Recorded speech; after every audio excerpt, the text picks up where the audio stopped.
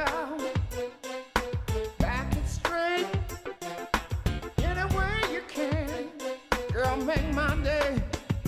Back it up, make my day. Back it straight, any way you can. Any kind of girl, way. Make my day. Back it up, baby, won't you make my day. Any way you can. Set me my day.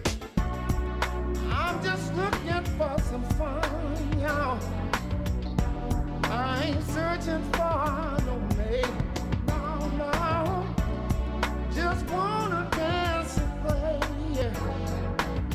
'Cause that's how that I'm feeling y'all today. I said back it up, then back it straight, any way you can. Girl, make my day. I said back it up, want you to back it straight, make my day. Any way you can. Girl, make my day.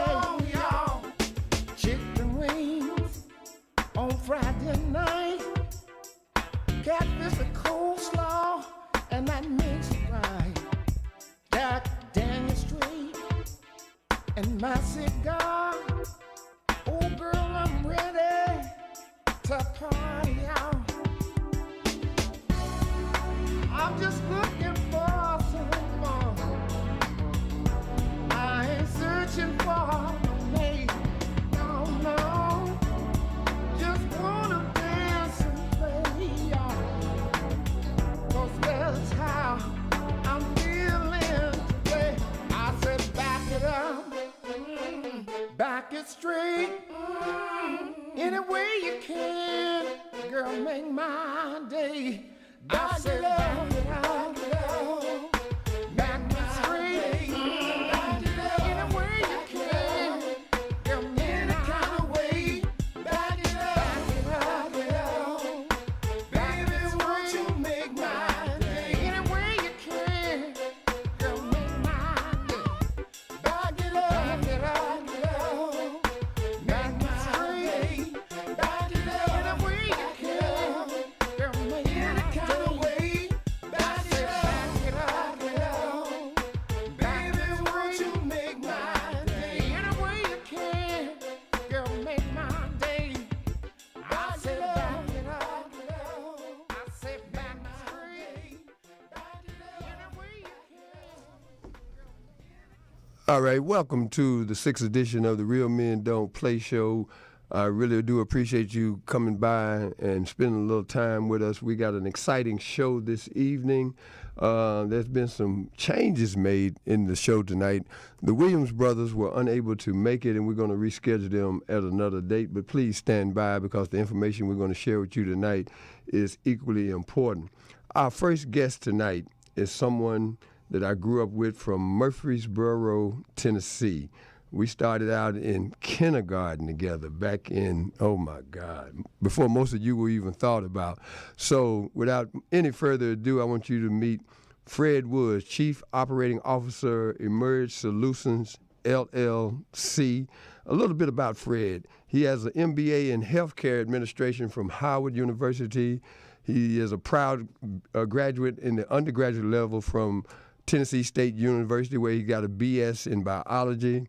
He's a retired lieutenant colonel in the United States Air Force, where he served with distinction for 21 years on active duty, and he actually commanded a medical squadron while he was there. Collectively, he had 33 years of experience supporting worldwide military operations in the discipline of healthcare management.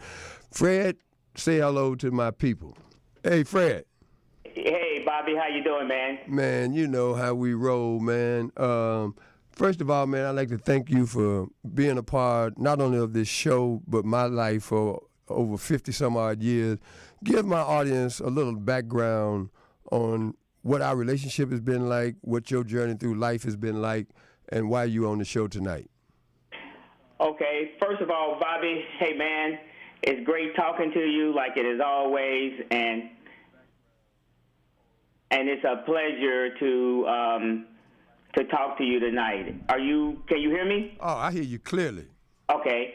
So, and it's just so great to be a part of this show tonight. So thank you so much, and thank you for what you're doing with Real Men Don't Play, and thank you so much for all the things that you've done. Bobby and I grew up together.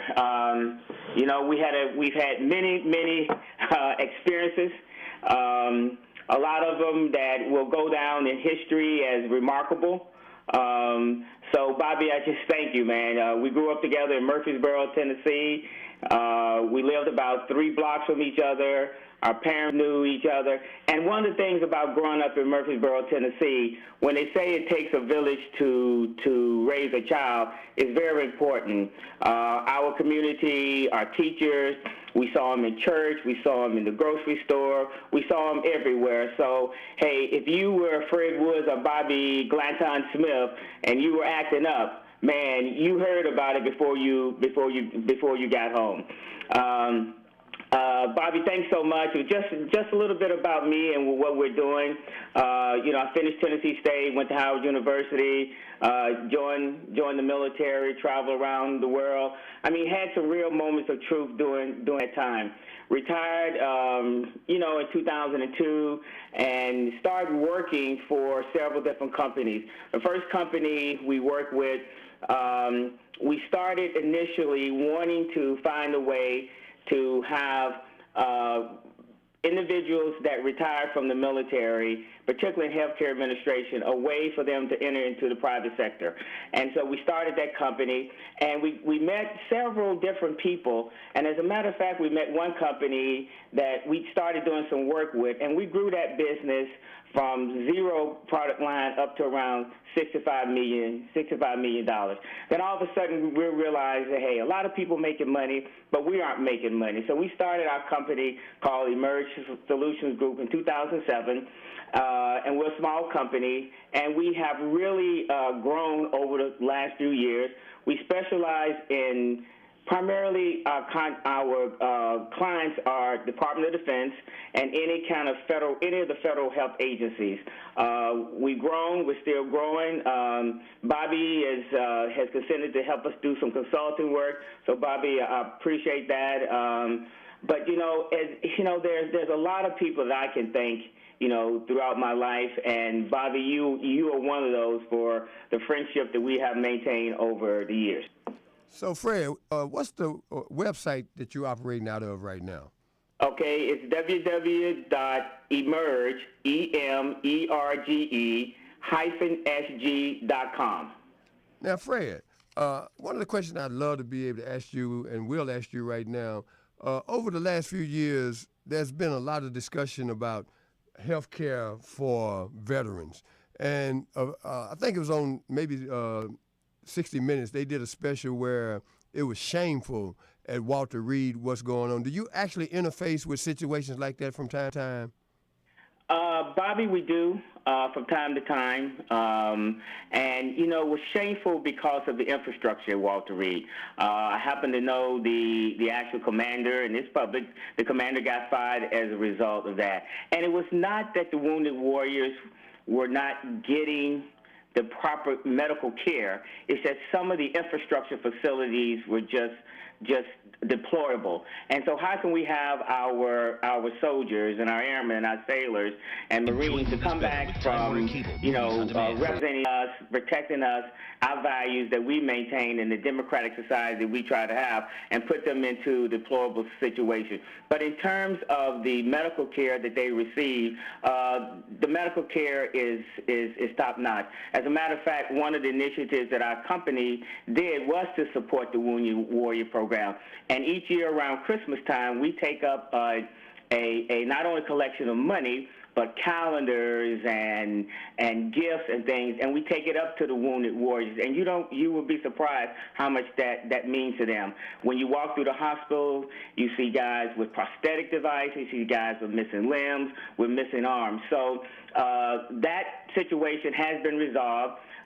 Currently now it's called the Walter Reed National Medical Center, and it's located at Bethesda. But it was deplorable, but I will tell you, the medical care that those guys receive in that facility is exceptional. Now, what made you get into healthcare management, Fred? Well, Bobby, if you remember, I wanted to be a physician. I used to go around telling people I want to be a brain surgeon. I wanted to do this, and man, I started started taking some of those MCAT exams and things like that. And I said, hey, this really isn't for me. So, but healthcare is something that I've always wanted. Healthcare management seemed to be. I went and got an MBA, and then I started off walking through a mall in Washington, D.C., and I met some people who were interested in healthcare administration. I started talking to them, and they said, this is a program that you should do. So healthcare has always been a burning interest of mine, but do I really want to be a doctor and those kind of things? No, and I really like the business aspect of healthcare. So, Fred, in 5 years, what will Emerge Solutions look like as a company? Well, Bobby, in growth, I think Emerge Solutions Group will probably be at least 3 times as large as it is. In 5 years, we are expected to probably be somewhere around $25 to $30 million. We're looking forward to graduating out of the small business program and entering into another program. And in terms of its reach and its scope, one of the things that is our core competence is that we place doctors, dentists, nurses throughout the United States, in particular hospitals. So we are looking forward to, our goal is to triple in size in the next 5 years. Fred. Yes. Look here, man. We're in the midst of a healthcare crisis of unbelievable proportions, and one of the things that you may be able to speak intelligently about is the war that's going on between doctors, HMOs, and it puts them in a position where I'm going to ask you, are they still honoring their Hippocratic oath to do no harm? Yeah, Bobby, I think they are. What you have to remember is that healthcare is a business. We are to be a civilized society that we are today. We have a significant amount of uninsured, and I'm not necessarily advocating any particular healthcare initiative that's going on now, but you guys know about Obamacare and some of the things, and I think it's going to take some time to work out some of the bugs, but I also think that the legacy that is going to take care for this country is going to be phenomenal. So I think it's working together with industry, working together with the private sector. I think that you're going to find that some of the initiatives that the current administration is putting out today is going to be a great thing to ensure and allow people, number one, access to health care, and number two, the ability to afford the health care, not just a catastrophic type of health care policy, but a health care policy that will ensure and allow everyone to get prevention. And again, preventive kind of health care is the idea. If I know that I can get the kind of health care that I need, it's going to keep me out of the emergency room. If I know that I'm going to I can go to a doctor and I don't have to worry about getting an astronomical bill, that's okay. And to believe the number of people in this country that are without health insurance and the ability to get health care is just unspeakable. So I think the doctors, in terms of honoring their Hippocratic oath, is still there. And I think doctors want to do it, but doctors want to be able to do it in an environment where they can get good outcomes. Oh, man. You know, that sounds politically correct, and I'm asking you as a visionary and an entrepreneur, what would you do differently to ensure that we get the bang for our medical buck? Well, I would, I have to be careful what I say here, but I know this is an unfiltered environment. and this is of non-attribution. But in terms of our healthcare system today, and we get the biggest bang for the buck, we really have to get a handle on how things are reimbursed. The insurance companies are the ones that control the healthcare industry, and as long as they are driving, as long as they're calling the shots, we are going to continue to be in a spiral. And that's one of the things that I think the new administration has come out with in terms of helping controlling the cost of health care in this country. But I think that we need to get a handle on cost. We need to get a handle on insurance companies. We need to get a handle on reimbursements, because if I go and I order an MRI, for an example, and it costs me $300, using round numbers, to do an MRI, and I'm only going to get reimbursed $100, then it takes that kind of incentives out to order duplicate tests and those kinds of things. So I think once to control the cost and get a handle on the insurance companies, get a handle on reimbursement, and get our nation healthy and preventive health care, then we don't have to spend money on drugs, tests, and those kinds of things. So I think the way to get a handle on health care in this country is through preventive health means.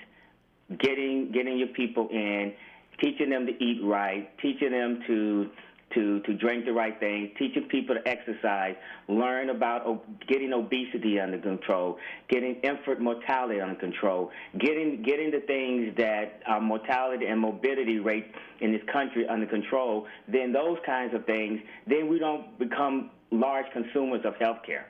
So if you wait till you're 60 years old, like we are about to be, and you start consuming a lot of health care. But if we have been healthy throughout our lives, then it's going to give us the opportunity to consume less health care and live happy, productive lives. Fred, I'm finna bring on somebody who feels very passionate about veteran services. His name is Randy Wade. Randy, are you on the line? Yes, sir. Yes, sir. How are you, Bobby? Man, if I was doing any better, I'd have to take something for it. As a veteran of military service, a former sheriff, a former director of Congressman Steve Cohen's office, I know you're very, very passionate about veterans' needs, and you spend an inordinate amount of time. And I say that because I have trouble getting you on the phone. As you listen to this conversation about healthcare management as it relates to the military, what are your thoughts on this subject? I think they need, Bobby. First of all, let me thank you and your guests for allowing me this opportunity just to fellowship with you and your guests. But I think as it relates to the military, it needs a complete overhaul when it comes to medical assistance, medical care for veterans.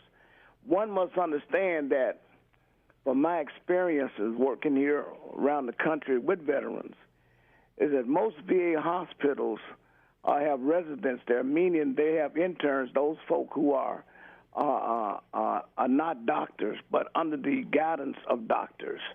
And a veteran does not have to adhere to anything one of those interns says as it relates to their health. They can always request a doctor who knows their field, specialist. They can do that, and a lot of them don't. A lot of them don't know that, because right here in Memphis, we had several deaths here when the OIG, the Office of the Inspector General, came out in their report as it related to Memphis, Tennessee.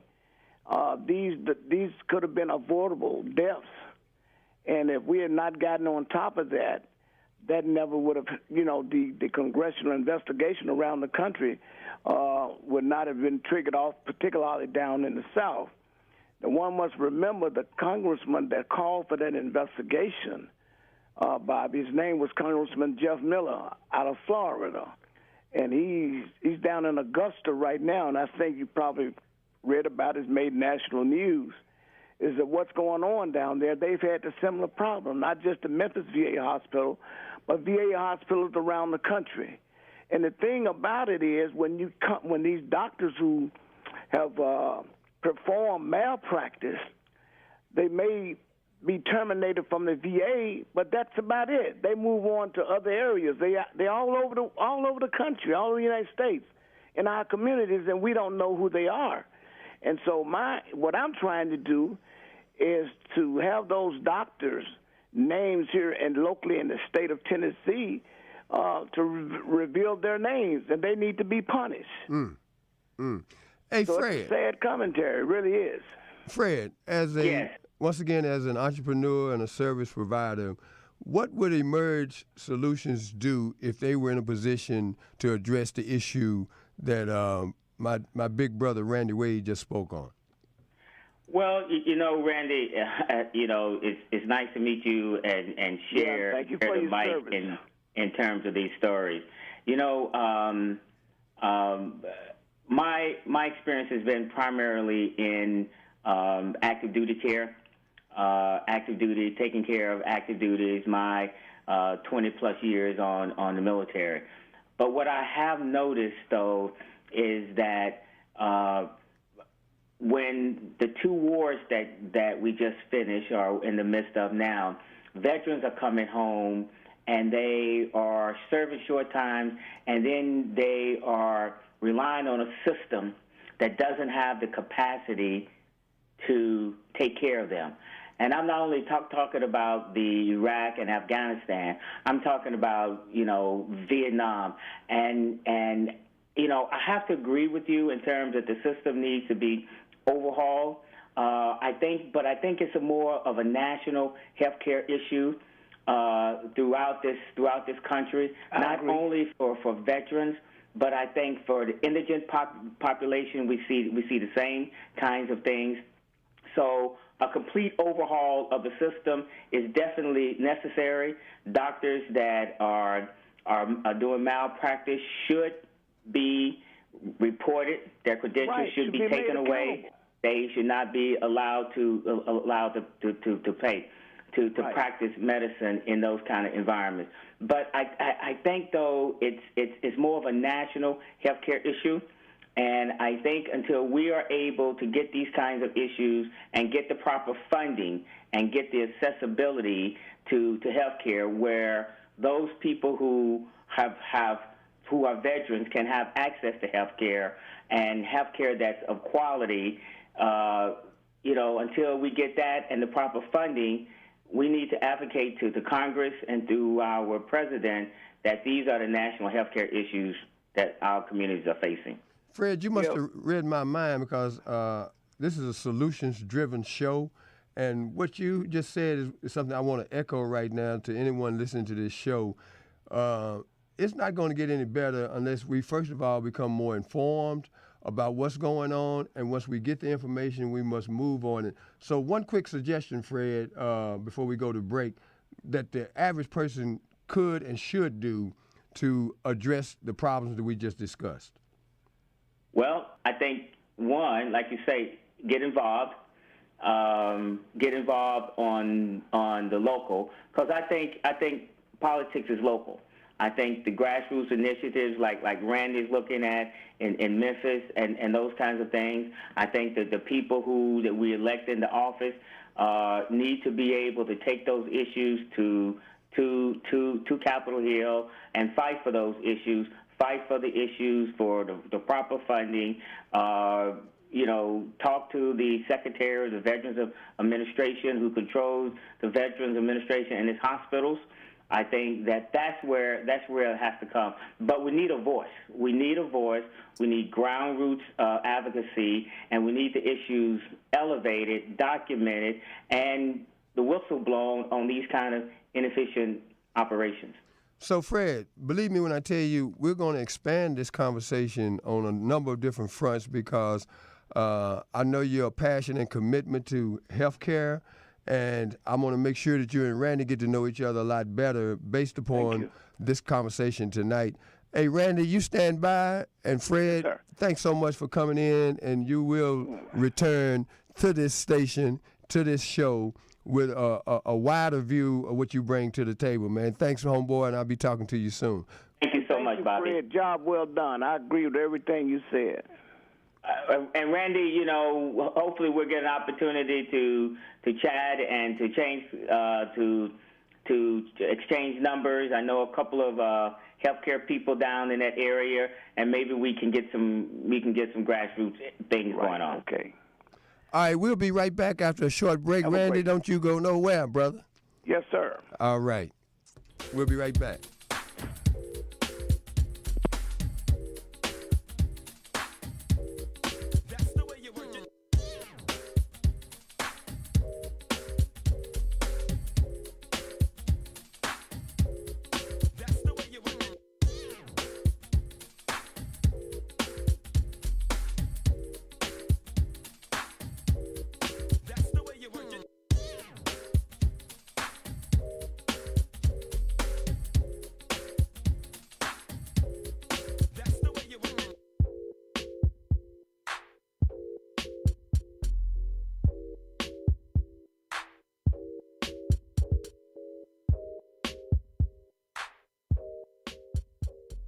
You will listen to the sounds of my other homeboy, William Bubba Bryan, who's currently the drummer for Bobby Womack.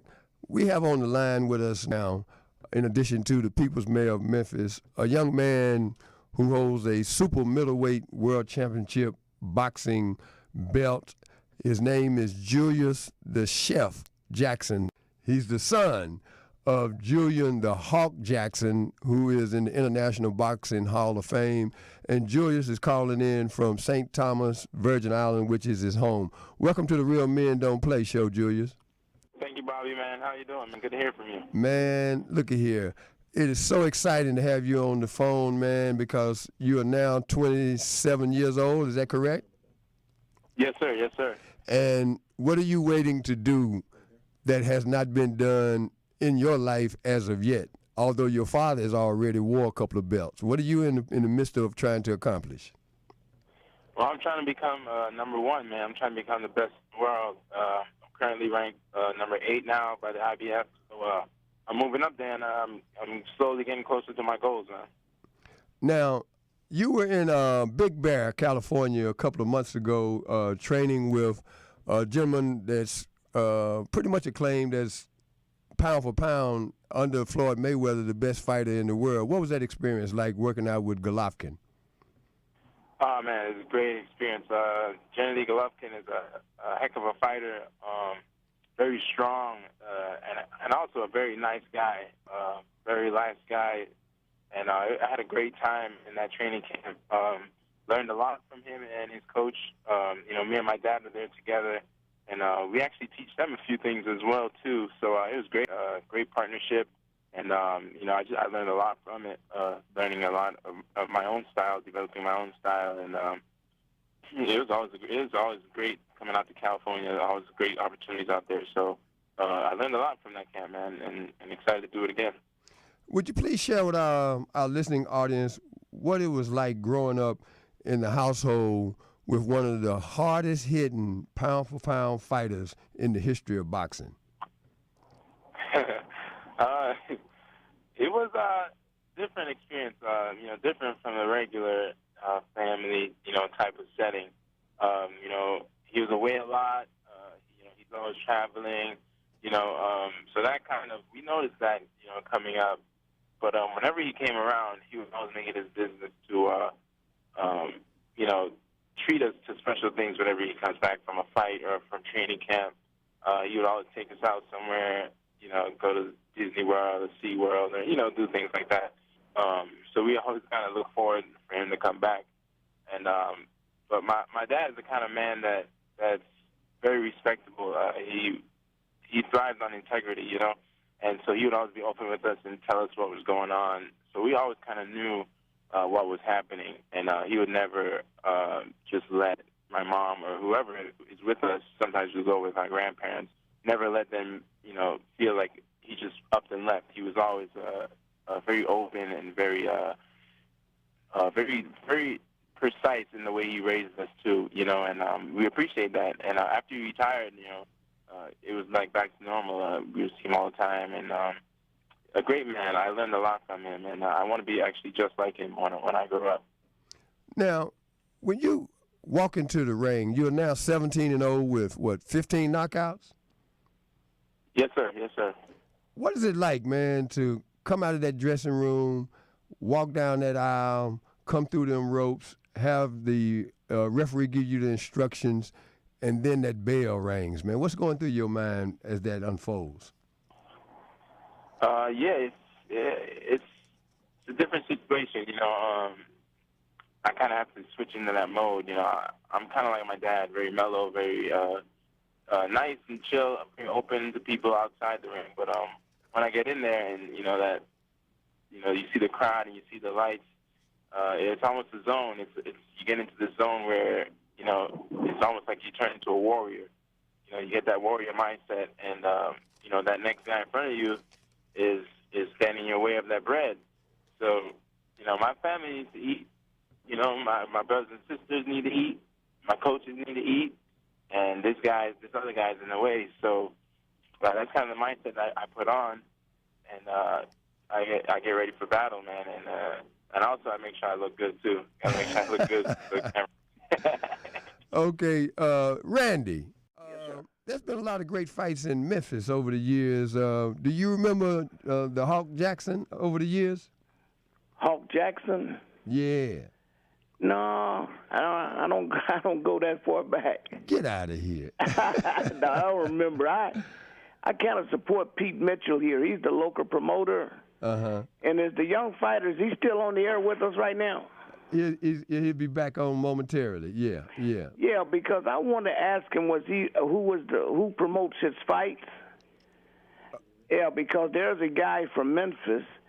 His two sons, I think they work for the promoter. You may know him, Bobby. His name is Sam. I can't think of Sam's last name. Sam Watson, yeah. Yeah, Sam Watson, right. Yeah, Sam is real big in boxing out there. And I can remember when Sam invited Penny Hardaway and I out to his house. That's when he out in L.A., and that's when he first really began to emerge as the person that he is, as it relates to boxing. It's fascinating that you mentioned that, because I'm sitting here with a Team Watson T-shirt on right now. And Sam is one of the people featured in my book. Do we have Julius back on the line?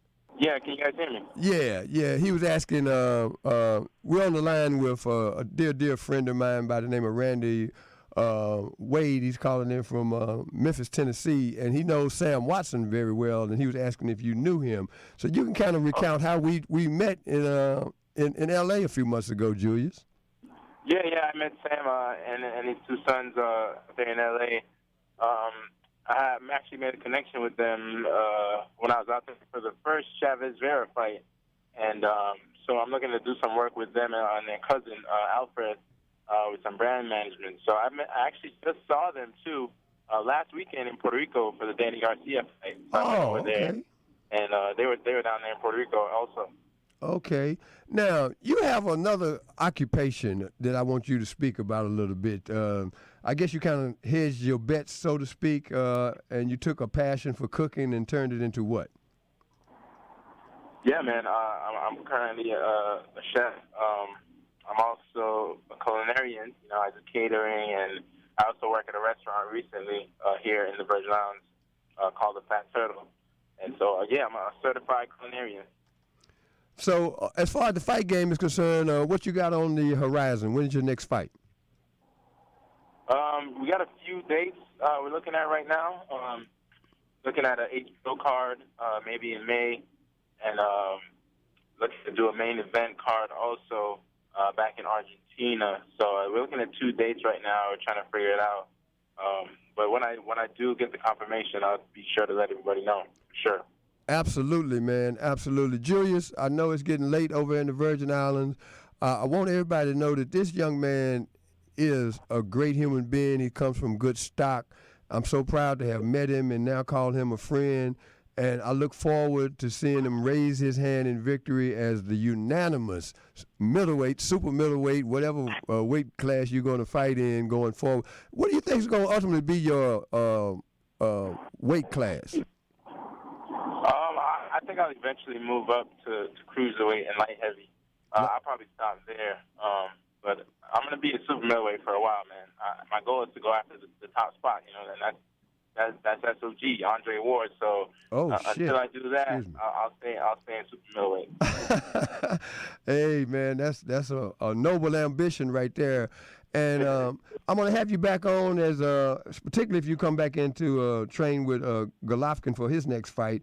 And tell your brother John Jackson and your dad that I said hello. And one time I'm going to get all you guys on the show and just talk about men stuff, man, because you have obviously been raised right. And it's an honor to have you on my show. Any parting words for Julius Randy? That's what I used to tell Penny, Julian. Hard work pays off. Before you leave, though, I want you to tell us, what's your signature dish? My signature dish right now, I make a terrible wing sauce. They call it the best sauce on island right now. Called my WBC wings, man. That's my signature dish right now. I heard him, Bobby. So, Julius, man, thanks for coming on. And we're going to take a short break. Don't you go nowhere, Randy. We got another special guest coming in the studio momentarily.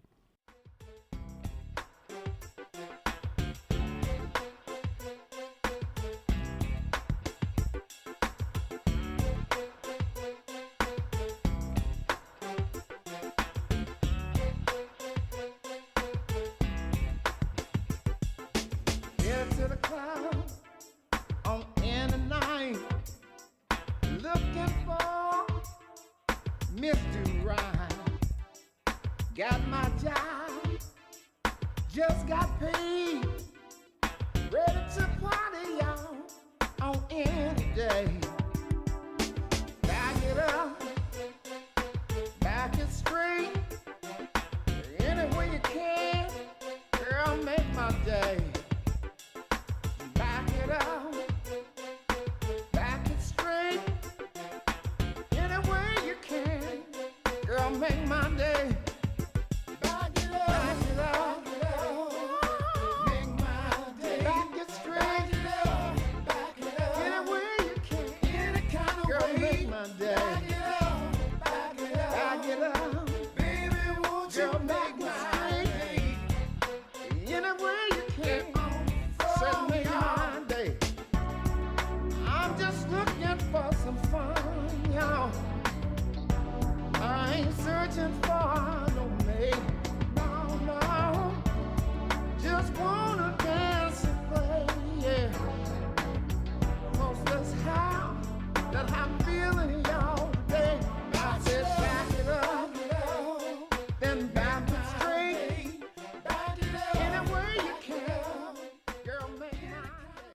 Listening to the vocals and arrangements of a dear friend of mine for many, many years, Mr. Billy John Young, who happens to be on the telephone right now. Billy, how you doing, brother? I'm doing just fine, Bob. Man, thank you. That music that we're listening to, what's the origins of it?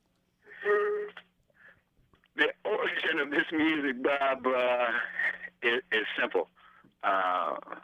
I grew up in the 60s, and I heard the likes of the Sam Cookes and the Otis Reddings and all of that, and it's always nostalgia. So my partner and I, Marlo Henderson, we wanted to attempt to bring the real music back, and so that's our attempt. So, Billy, you're originally from Evanston, Indiana, correct? It's Evansville, Indiana. Evansville. You know what? I shouldn't mess that up. As much as people mess up Murfreesboro, Tennessee, I apologize for that, man. No problem. So, a lot of people don't know about Evansville. Who were some of your inspirations when you were coming up as a kid, musically? As a kid, I heard, of course, Ray Charles and Sam Cooke. Heard the likes of Benny King, Gary Butler, Clyde McFadden, those are some of the vocalists that I enjoyed hearing.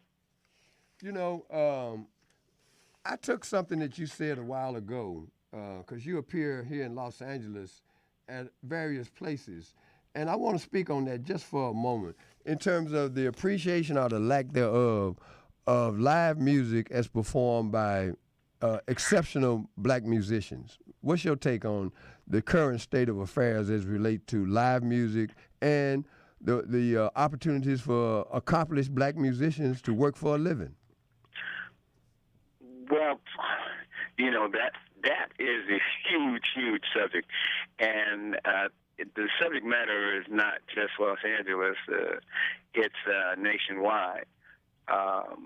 There is just a request now for turntables, and there's nothing wrong with turntables, but that's the request now, and a lot of the folks that are out there dancing, etc. That's what they know. A lot of them don't know anything about live music, horns and pianos and that sort of stuff. And that's old school, I've heard. So, Billy, you perform in Pasadena quite a bit nowadays. First of all, how can people get your latest album? And if you would, give them a little particular information about the name of the album, how they can get it, if they're interested in doing so. Okay, the CD is available on CD Baby, and the title of the CD is Never, Never, Never Give Up. To purchase CD is $10. You can also get it on iTunes. There are other areas, where you download. You can even download a particular track if you care to. And I think I hope I'm answering your question about the CD, but you added something else about that. I wanted to go back to that performance area. There's just not a lot of requests from our audience. People that enjoy live music, they have to let the various restaurants, hotels, etc. They have to speak on it and let them know, hey, we'd like some live entertainment. That would make quite a difference in what they're able to get right now. Well, I want to have a great friend of mine, Randy Wade, join into this conversation, because when I originally met Randy Wade at the Bonnaroo Music Festival down in Tennessee, he was in the company of Coach Lionel Hollins from the Memphis Grizzlies and legendary songwriter David Porter. But Billy, you had an experience here recently that I wrote about on Facebook, and without getting into a whole lot of detail, what do you think it is about our culture that we will come into a setting that's pretty much a majority situation, and then abuse the musicians in terms of showing them how much we really appreciate how much we like the music? Well, that again is it starts at the upbringing and exposure. Exposure meaning if you're accustomed to going to what we call just a nice place, and you hear entertainer, you hear a selection, it's something that you enjoy hearing. If you would let that person know by putting $1 in the little tip bowl, because most musicians, they're not making a whole lot of money, but they're keeping the craft alive. Just that little gesture of acknowledging that person, that they said something, did something, and you enjoyed it, that would be a great kind of rapport for the musician as well as for themselves. That was an event recently that you performed in support of, in a kind of a broad way, the NAACP Image Awards, and this was a 5-star hotel that you were performing at. And kind of recount what happened, if you would, please. Well, in that area. Again, Bob, it's like you're treading on thin ice. But basically, what happens, it's not whether it's at a 5-star hotel or at a Joe's restaurant and bar. It's the same principles apply. As I just said, if there's something that you heard, something that you experienced, and just show your appreciation for that experience. And a lot of times what we do, people of color, and I've worked all sorts of venues, we just have a tendency not to tip. It's one of those things that we're still working through. Well, Billy, I appreciate your diplomacy, and I'll take you off the hook and say, black folks, you brought some money out with you, okay? Don't take it all home. Leave it with these musicians, especially if they are playing at a level that you truly appreciate, because it does mean something to them, not just materially, but emotionally, to know that we support the craft. And Billy, I like the way that you danced around that, and we'll have that conversation off the grid. But the bottom line is, my people, please, not only come out and support the artists, but take into consideration that they play this music and they play it very, very well because they love us so much. So let's show our gratitude with our attitude. Hey, Randy. Yes, sir, I'm right here. Okay, I don't know what you've heard of this, but whatever it is, please give me your opinion of what you think the music situation is, because you grew up in a city that has produced some of the greatest music the world has ever known. Yeah, first of all, how you doing, Billy? I agree with Billy. I think a lot of I think people who understand music and love music know that music is really a universal language. I've learned so much from David Porter and the late Isaac Hayes. I think he's familiar with David's writing, and just a few years ago, he and Isaac, the late Isaac, were inducted into the Songwriters Music Hall of Fame. Bobby, when you talk about the craft, David Porter just kicked off a program here in Memphis called the Memphis Music Consortium. That is to teach songwriters and performers the craft, the very thing that Billy was talking about, and get into private businesses or restaurants, those kinds of things. He's right. People should request live music. You don't get that too much around the country, but we get a lot of it here in Memphis, and we get a lot of it even down at the casinos in Tunica, Mississippi, as well as over in Arkansas. So we have to preserve the craft, because in terms of what music has done for the world and as well as the nation. Oh, man, thank you so much. Fellas, we're getting ready to wrap up, and before I close out tonight, Randy Wade, as I mentioned a minute ago, I met him in Manchester, Tennessee at one of the big music festivals. We were both the guests of a man who is no longer on the planet, but he's featured in my book, Real Men Don't Play.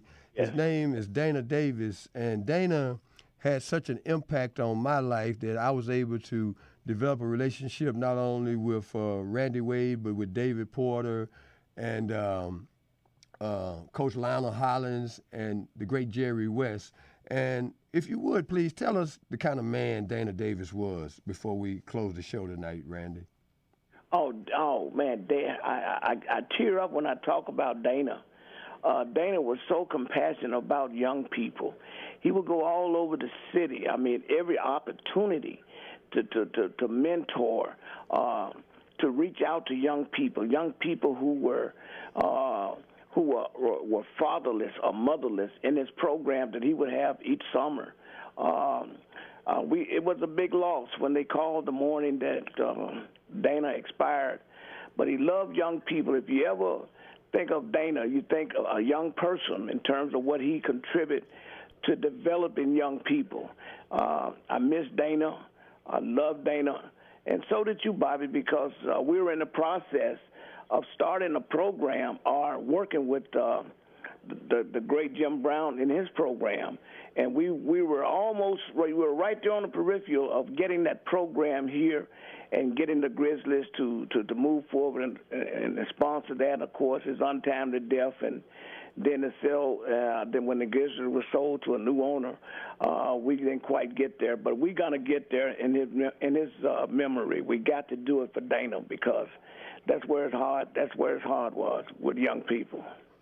Man, you made me emotional because it brought us together in a way that we will continue to celebrate his life by moving forward with that vision and the mission Right. that we've all shared.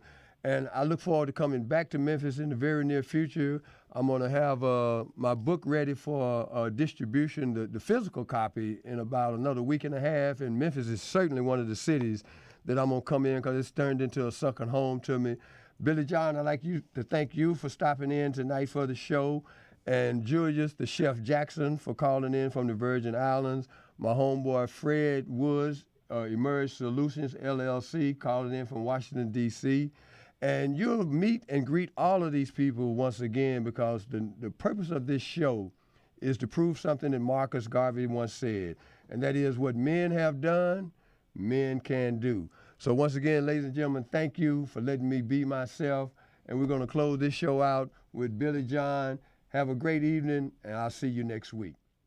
All right.